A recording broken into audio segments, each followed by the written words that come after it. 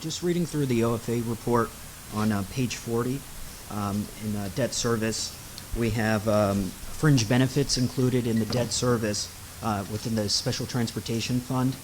And for that fixed cost account projection, is that cost included in the Special Transportation Fund, fringe benefits? You mentioned earlier that it's an account that in the next few years the revenues may not align with the expenditures. We may fall into the red. So my question is that an area where we could potentially take a look at to provide some relief on the expenditure side? Specific to debt service? Yes, specifically that being baked into the STF as opposed to kind of standalone debt service. Of course, you have several options. As I said, we're projecting the STF to be out of balance, depending on the year, but in a couple of years, and a large reason for that is the growth rate in debt service much exceeds the revenue.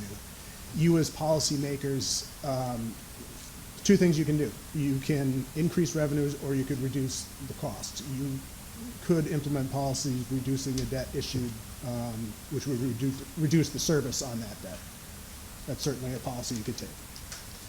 Thank you. And my follow-up question, in the last few years, the legislature has created or allowed municipalities to receive revenue streams from the state, kind of a pass-through.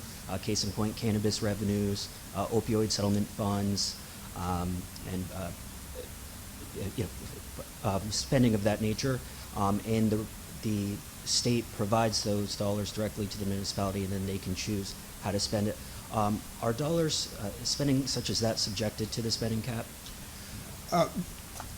The key thing with spending cap, it's not a spending cap. It's an appropriation cap.